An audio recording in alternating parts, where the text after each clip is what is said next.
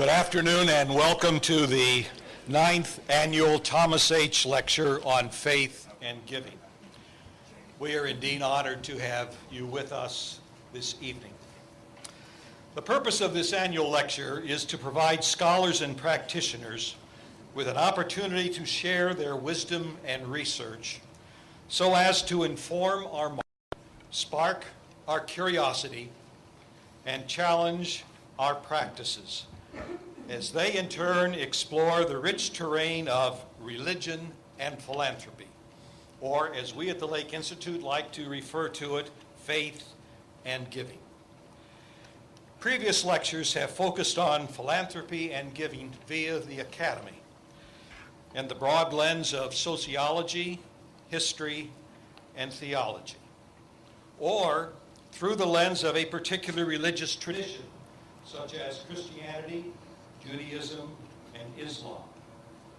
Today's lecture focuses on faith and giving from the unique perspective of the practitioner, the philanthropist as donor and giver, and the fundraiser as a philanthropic consultant. I must say it is a conversation I very much look forward to listening in on and learning from.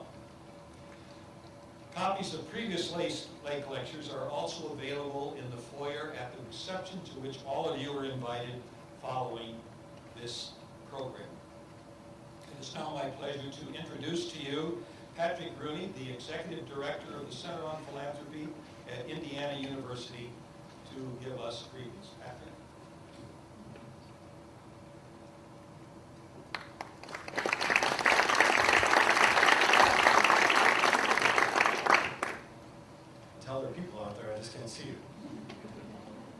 Thank you, Bill.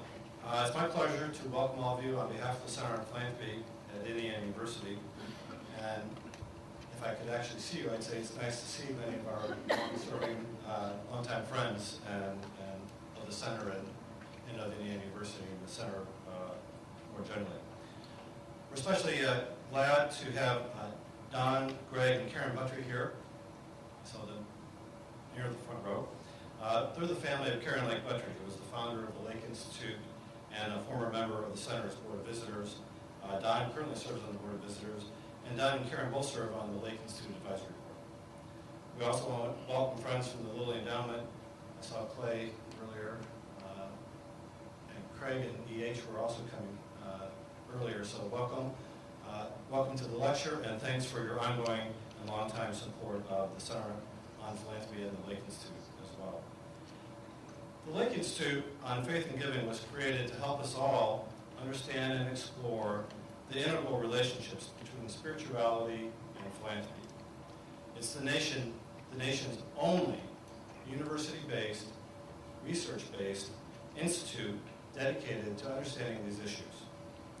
The pursuit of that knowledge is fundamental to understanding philanthropy and is a key part of everything we do at the Center on Philanthropy, from research to education and training. One of the great services the Lake Institute provides every year is to provide the Lake Institute the Thomas H. Lake Lecture. Whether we work in philanthropy or help support it or encourage it, the Lake Lecture invites us to step back from our ingrained perspectives, from the day-to-day rhetoric, and look at philanthropy on our own or that of others in many new ways.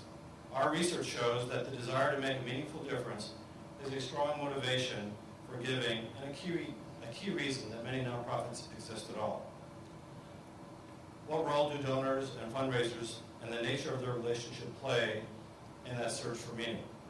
Tonight, Jim Hodge is going to help us explore that question. W. Clement Stone once said, quote, "There's a great joy in my giving. It's thrilling. It's exhilarating. It's important to be a part of sharing. It is my love. It is my joy." End of quote.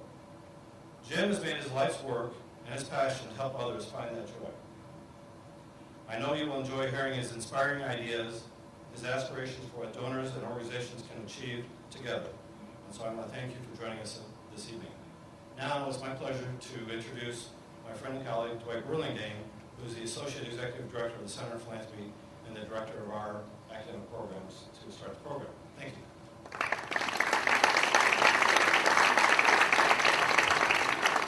Good evening. It is indeed a pleasure for me, a very personal pleasure, that I'll share with you, to introduce our speaker tonight, James M. Hodge. I've known Jim for the last 30 plus years, and initially he began his career professionally at Bowling Green State University, where he and I worked together as colleagues with the Bowling Green Development and Foundation and Alumni Affairs and other matters as it related to articulating the vision of that institution. He himself is a graduate of Bowling Green State University, and having served there, absorbed the mission, if you will, he went from there to where he is now at Mayo Clinic, and he has been there since 1985 and is serving currently as the Vice Chair and Director of Principal Gifts. More importantly, I want to mention the fact that Jim is truly the example, and I'm sure you'll agree with me after you hear him this evening, of what we have been talking about just very briefly, and that is the reflective practitioner. It is that kind of individual that allows us to be able to tell the story of philanthropy and to engage with it as we build to serve our communities better. Another interesting little tidbit about Jim is one of his, I think they might be pro bono consulting opportunities, and that is for the health work. And more importantly, the one I want to note is His Holiness, the Dalai Lama, that is the current Dalai Lama, and his work for his efforts around the world, and also for the Lance Armstrong Foundation, which he serves. While at Mayo Clinic several years ago, he was one of the co-founders of a multi-million-dollar for-profit business venture of the Mayo Clinic called Mayo Clinic Preferred Response. This is actually a service so that anywhere around the world people could get 24/7 service via this little instrument, hand computer, from the Mayo Clinic. A very exciting program, and I really, again, points out the reflectiveness that Jim has in interpreting philanthropy, not only from the aspect of how it engages in the for-profit sector, but of course in the health and sector and in human resources, as well as the general community network that he is a part. So without further ado, it's more important we get on to Jim. He tells me he might be a little bit longer than what he was dedicated to, so I'm very important for me not to say another word except to say welcome, James Hodge.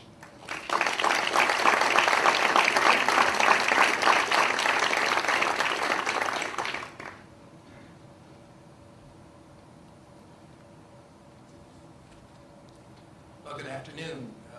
Thank you, Dwight, for that kind introduction. Profound thanks as well to the Lake Institute, particularly to Bill Enright, its director, and to members of the Lake family for inviting me here today to share particularly my thoughts as a practitioner about the spiritual dimensions of philanthropy. I also acknowledge with gratitude friends and mentors who are in the audience today. Their probing, prodding, and challenging me has brought me to this conversation. No one is more to blame for that than Dwight Burlingame. For 30 years he said, no, it's easy to write a chapter, or it's easy to do a certain speech, or don't worry, and so he continually pushed me up in front of the podium. And what's important, can you all hear me? Good. What's more important at 5'5" can you see me? If you might indulge me in a brief preamble before the real ramble to follow, I would like to set the mood or the tone for my talk today. I had, Bill, requested a full orchestral overture at this point in the production, but alas, it was not in the budget. So imagine in front of us an orchestra pit and the melodious sounds of well-crafted notes wafting through the auditorium as the timpani joins in. Let the curtain rise. Let me set the stage. I believe there is a distant drum beat sounding in our profession. It is manifest in professional burnout, donor fatigue, transactional philanthropy, short tenures of development officers, and a not so subtle fear and trepidation about philanthropy and fundraising. The philosopher king, chief among them in my mind, Paul Schervish, have warned us about this for some time now.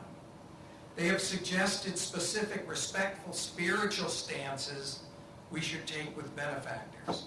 So I think the foundation or the philosophy of philanthropy has been laid. However, the metrics tools, the teaching curriculum, the collateral materials to practice qualitative relationship-based metrics have yet to be developed.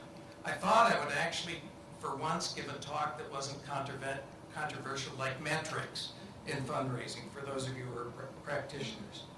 So you see, for Dwight Burlingame's sake, I have written a classic opera for your consideration. And every opera has an element of Greek drama, pathos galore, sound and fury, and a few poor souls who die in the most ingenious of ways. May I not be one of them.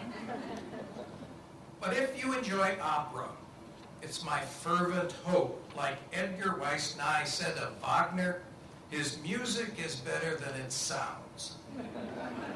May you be open to hearing Wagner on philanthropy today. A slightly disruptive, yet I hope more compassionate lens on our work. There are two, if you work at Mayo Clinic, you have to disclaim things before a talk. Let me say, number one, that there were no double-blind studies whatsoever conducted for this talk. And although Mayo prominently puts the symbol on every slide, the views may not necessarily represent the management. So let's get going. People who have heard me before usually describe it as philanthropy. ADHD does philanthropy. Today I'm going to try to stick to the script a little bit more.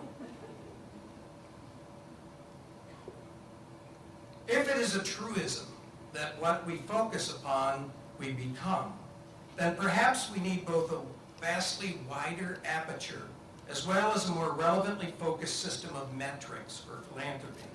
If we only focus on money, we will not only raise less money, we will devalue the noble role that philanthropy can play in well-examined lives. When our work is primarily directed towards raising money, we chase money rather than meaning in philanthropy. We become less aspirational for our institutions and less inspirational for our benefactors. There is another way. I contend there is a higher path for our work, and that the creation of a relationship-based system of mentoring, coaching, and leading the philanthropic process will result in philanthropy well beyond our present levels. You see, philanthropy is much more about openings than it is about closings. It is about mutual explorations of what is important and valuable to society. Gifts of significance are not so much about money as they are about meaning. We have much to learn from America's most successful entrepreneurs in this regard. These successful, hypomanic, serial entrepreneurs all sing the same melody about their energetic and euphoric foci on their work.